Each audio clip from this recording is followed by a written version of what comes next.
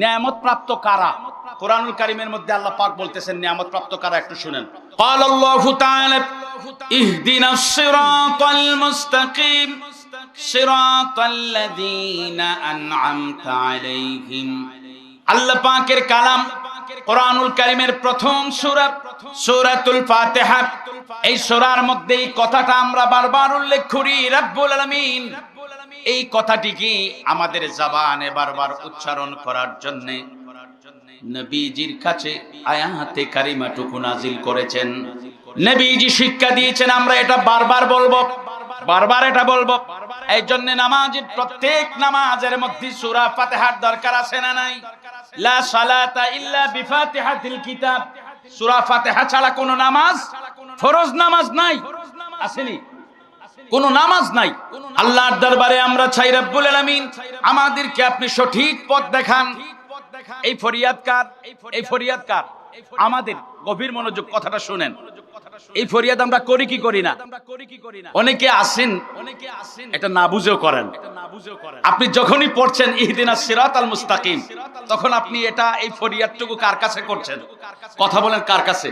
আপনি হয়তো মাদ্রাসায় পড়েন নাই, বাংলা তরজমা জানেন না, অনুবাদ জানেন না, তারপরে সূরা ফাতিহা আপনার মুখস্থ আছে, প্রত্যেক নামাজে এটা পড়তে হয়, আপনি পড়ছেন। তখন আপনার না জানা সত্ত্বেও, অনুবাদ না জানা সত্ত্বেও এই যে ইহদিনাস সিরাতাল মুস্তাকিম আপনি বলছেন, আপনি প্রত্যেকবার আল্লাহর দরবারে জান্নাতের পথ, সরল সঠিক পথের জন্য ফরিয়াদ করছেন, প্রার্থনা করছেন। এই সূরাটাই, টোটাল সূরাটাই, সূরা ফাতিহা টোটাল সূরাটাই হচ্ছে সূরাতুদ দোয়া। এটা হচ্ছে সূরাতুদ দোয়া। পুরোটা সূরার মধ্যেই আমরা দোয়া করি কার কাছে? কবি গোলাম মোস্তফা এটাকে অনেক সুন্দর করে লিখেছেন, অনুবাদ করেছেন, কাব্যরূপ দিয়েছেন সূরা ফাতিহা। আমার ভাইরা, কথায় কথায় বলতে হয় আজকের এই মজলিসে এগুলি বলা ঠিক না, তারপরে কথায় কথায় চলে আসলো। সময়ের, বর্তমান সময়ের সামাজিক অবস্থার কারণে, আমাদের শিক্ষা ব্যবস্থার কারণে কথাটা বলতে হচ্ছে। কবি গোলাম মোস্তফা এই সূরাটার অনুবাদ করেছেন, অনুবাদ করেছেন একটা কবিতার ভাষায়, নাম দিয়েছেন প্রার্থনা।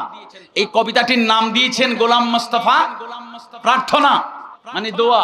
তিনি অনুবাদ করেছেন, অনন্ত অসীম প্রেমময় তুমি, বিচার দিনের স্বামী, যত গুণগান হে চির মহান, তোমারই অন্তর্যামী।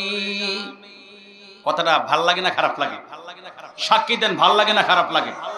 আল্লাহর কোন গোলামের একটা অনবদ্য অবদান যখন কেউ সাক্ষী দেবে এটা ভালো, আল্লাহর ফেরেশতারাও বলেন এটা ভালো, আল্লাহ পাক রব্বুল আলামিন তার এই কর্মকে ভালো হিসাবে কবুল করে নেন, ভালো হিসাবে কবুল করে নেন।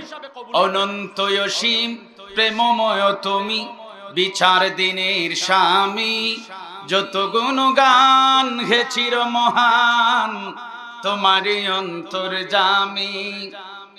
দুলুক ভুলুক সবারে ছাড়িয়া, তোমারই চরণে পড়ি গল ঠাইয়া, তোমারই সকাশে যাচি হে সকতি, তোমারই সকাশে যাচি হে সকতি, তোমারই করুণা কামি, যত গুণগান হে চির মহান, তোমারই অন্তর্যামী।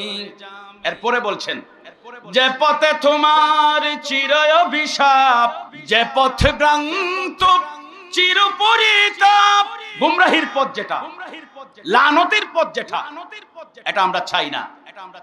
গায়রিল মাগদুবি আলাইহিম, গায়রিল মাগদুবি আলাইহিম ওয়ালাদ-দাল্লিন, এই পথগুলি আমরা চাই। যে পথে তোমার চির অভিশাপ, যে পথে ভ্রান্ত চির পরিতাপ, হে মহান খোদা কখনো মোদের, হে মহান খোদা কখনো মোদের করো না সে পথ গামী, চালাও সে পথে। এই দোয়া করতেছি কার কাছে? কার কাছে দোয়া করতেছি? চালাও সে পথে, যে পথে তোমার প্রিয়জন গেছে চলি। সুবহানাল্লাহ বলেন।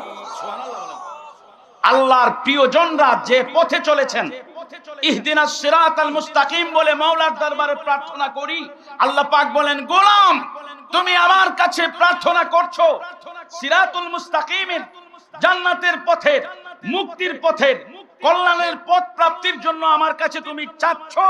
আমি তোমাকে বলে দিচ্ছি, আল্লাহ পাক নবীজির কাছে যে কোরআনুল কারীম নাজিল করেছেন, নবীজির মাধ্যমে এই ঘোষণাটা আমাদের কাছে এসেছে। আল্লাহ পাক ঘোষণা করেছেন, আমার নিয়ামত প্রাপ্ত বান্দারা যারা, তারা যে পথে চলে এই পথটাই হচ্ছে তোমার চাওয়ার পথ, সিরাতুল মুস্তাকিম। আওয়াজ করে বলুন সুবহানাল্লাহ। আল্লাহর নিয়ামত প্রাপ্ত বান্দাদের চলার পথ যেটা সিরাতুল মুস্তাকিম বলতে খুব মসৃণ, ঝকঝকে ঝকঝকে, তারপরে কোনো খাদ নাই, গর্ত নাই, এরকম কোন রাস্তাকে বলা হয় না। তাহলে সিরাতুল মুস্তাকিম কোনটা? কলোরা থেকে মৌলভীবাজারের রাস্তা, না মৌলভীবাজার থেকে সিলেটের রাস্তা, নাকি বাইপাস থেকে ঢাকার রাস্তা? না, এগুলি কোন রাস্তা না। আল্লাহ পাক বলেন, তোমরা সিরাতুল মুস্তাকিম চাচ্ছ আমার কাছে, সরল সঠিক পথ। এই পথে চলতে চাও, এই পথটার পরিচয় দিচ্ছি তোমাদেরকে, আমার নেয়ামত প্রাপ্ত, আমার করুণা প্রাপ্ত, আমার মেহেরবানি প্রাপ্ত, আমার দয়া প্রাপ্ত, আমার মাহবুব মাকবুল বান্দারা যে পথ দিয়ে চলবেন, যে তরিকায় চলবেন, যে নিয়ম নীতি রীতির মধ্য দিয়ে চলবেন। সিরাতুল মুস্তাকিম কি? কথাটা শুনেন। আমার মাহবুব মাকবুল বান্দারা যে রীতি নীতি, নিয়ম পদ্ধতি, তরিকার মধ্য দিয়ে আমার বান্দারা চলবেন, তাদের ওই তরিকা, নিয়ম নীতির পথ যেটা, সেটাই হচ্ছে সিরাতুল মুস্তাকিম। যারা হাজিরিন, এগুলি বর্তমান সময়ে যে কথাটি বলতে চাচ্ছিলাম এর আগেই, বর্তমান সময়ে এই কবিতাগুলি আমাদের পাঠ্যপুস্তকে খুবই কম দেখা যায়, খুবই কম দেখা যায়। কথা বলেন ঠিক কিনা? কেন? আমাদের অধিকার আছে, আমরা মুসলমান। আল্লাহওয়ালারা যেমন ঘরে বসলে জিকিরে মগ্ন থাকতেন, খানেকায় বসলে যেমন জিকিরে মগ্ন থাকতেন, ঠিক তেমনি আল্লাহওয়ালারা এই জমিনকে ঈমানি তাহযীব তামাদ্দুন দিয়ে সংগ্রামের মাধ্যমে এই জমিনকে বিজয় করেছিলেন। আল্লাহওয়ালারা কেবল ঘরে বসে জিকির করনেওয়ালা নয়, এটা মনে রাখার দরকার।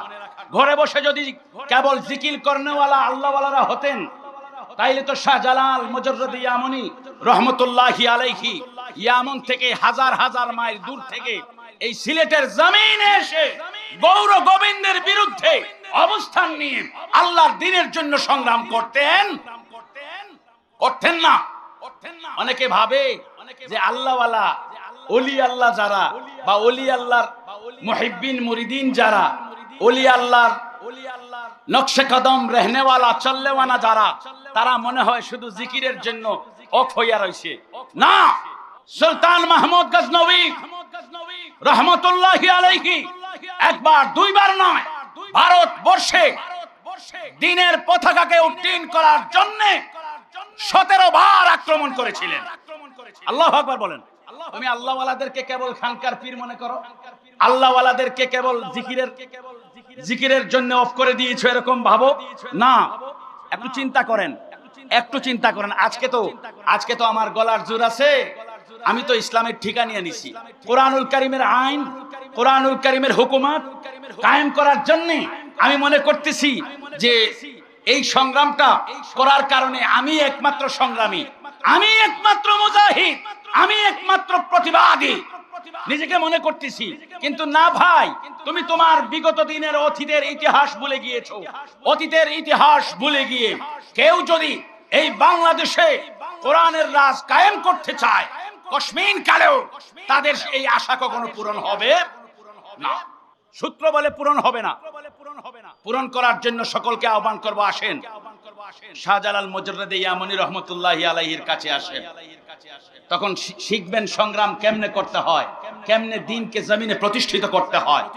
আপনি যত সূত্র দেখান, এই 1450 বছরের ইতিহাস, নবীজির জমিন থেকে বিদায় নেওয়ার পরের এই ইতিহাসটা আপনি খুঁজেন, আপনি ওলি আল্লাহদেরকে বাদ দিয়া, সালেহিন সিদ্দিকিনদেরকে বাদ দিয়া, আল্লাহওয়ালাদেরকে বাদ দিয়া, আপনার ব্যক্তি সিদ্ধান্ত থেকে নেওয়া পদ্ধতি দিয়া এই জমিনে দ্বীনকে কায়েম করতে পারবেন না। আপনি পারবেন না। আপনাকে এই জমিনে আল্লাহর দ্বীনকে, দ্বীনের পতাকাকে উড্ডীন রাখার জন্য প্রয়োজন হবে হযরত শাহজালাল মুজাদ্দিদ ইয়ামানি রাহমাতুল্লাহি আলাইহি এর কাছ থেকে শিক্ষা নেওয়া, প্রয়োজন হবে সুলতান মাহমুদ গজনবীর কাছ থেকে শিক্ষা নেওয়া, প্রয়োজন হবে আওরঙ্গজেবের কাছ থেকে শিক্ষা নেওয়ার। বলেন ঠিক কিনা? এগুলি বাদ দিয়ে হবে না। আপনি দেখতে পারেন রেডিমেড আর্জেন্ট হয়তো ফলাফল কোনটা দেখতে পারেন খুব ভালো হইতেছে, কিন্তু এই আর্জেন্ট ফলাফলটা আপনার আমার জন্য আগামীকালের জন্য কাল হয়ে দাঁড়াবে, কোনো সন্দেহ নাই। আমি কথা বলছি না, আমি বলছি ভাইরা, আমরা এদেশের 90% মুসলমান, আমাদের অধিকার আছে না নাই? আমাদেরকে শিক্ষা ব্যবস্থায়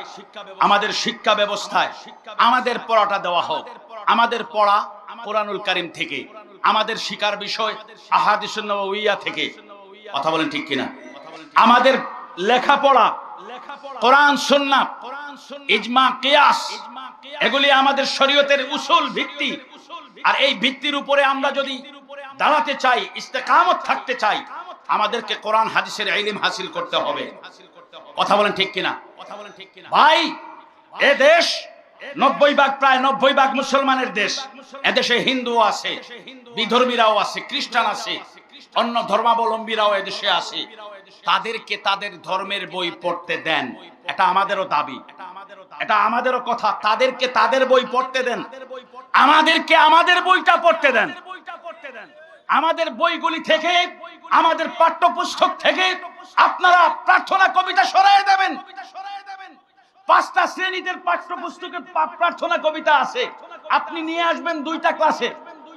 3টা ক্লাস থেকে, 1 ক্লাসের পাঠ্যপুস্তক থেকে আপনি যে বাদ দিলেন, এটা ইমানদার 90% মুসলমানের সাথে গাদ্দারি করলেন।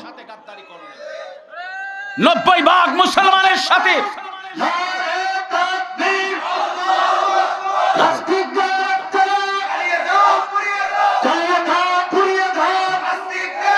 প্রশ্ন করতে পারেন ভাইরা, আপনারা প্রশ্ন করতে পারেন, ইসালে সোয়াব মাহফিলে এটা কেমন আলোচনা মনের মধ্যে আসতে পারে? এটা আমি আগেই বলেছি যে তারা খানেকায় জিকির করেন, ঘরে বসলে নফল ইবাদতে মগ্ন থাকেন, আর বাতিলের বিরুদ্ধে ময়দানে মোকাবেলা করে দ্বীনের পতাকাকে উড্ডীন রাখেন। এরাই হচ্ছেন আল্লাহওয়ালা। কথা কোন ঠিক কিনা? আমি প্রথমেই বলেছি, আপনি যদি কেবল মনে করেন না তারা ওই ঘরের মানুষ ঘরে থাকবে, না, তুমি যাদেরকে ঘরের মানুষ মনে করছো তারাই এই পৃথিবীতে ইসলামের বিজয় ছিনিয়ে এনেছিল।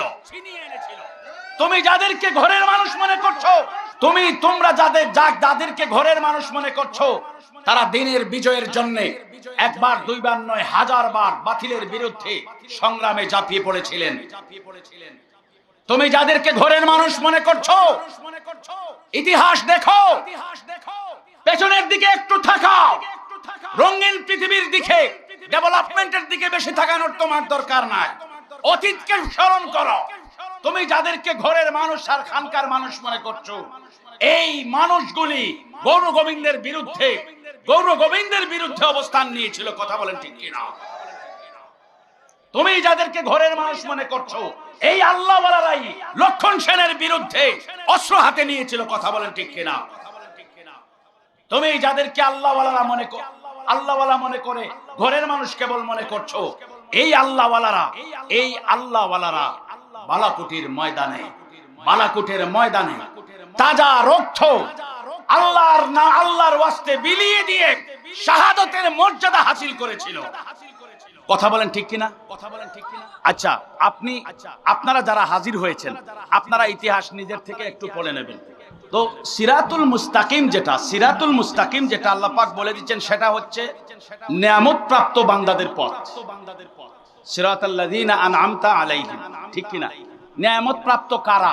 কোরআনুল কারীমের মধ্যে আল্লাহ পাক বলতেছেন নিয়ামত প্রাপ্ত কারা, একটু শুনেন। উলাইকা মাআল্লাযীনা আনআমা আল্লাহু আলাইহিম মিনান নাবিয়্যিনা ওয়াস-সিদ্দিকিনা والشهداء والصالحين শুহাদা, সিদ্দিকিন, সালেহিন যারা, তারা হচ্ছেন নিয়ামত প্রাপ্ত।